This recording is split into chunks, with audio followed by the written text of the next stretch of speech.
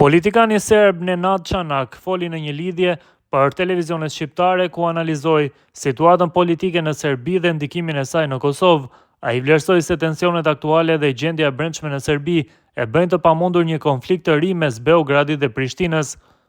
Çanak theksoi gjithashtu rëndësinë e normalizimit të marrëdhënieve midis Beogradit dhe Prishtinës dhe rolin e presionit ndërkombëtar në shmangjen e përplasjeve.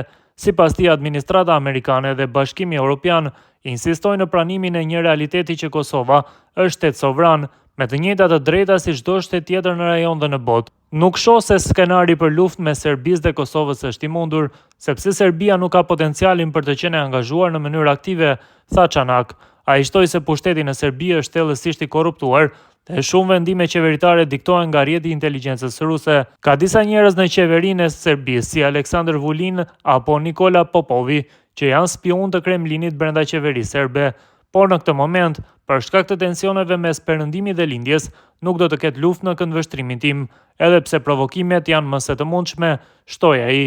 Në lidhje me raportimet për një rezolutë të mundshme të SBA-s për mbylljen e dialogut Kosovë-Serbi dhe njojën reciproke, Çanak tha se zoti Dušan Janjić është një burim shumë i mirë informuar dhe konsideron serioze atë që ai ka deklaruar pak ditë më parë.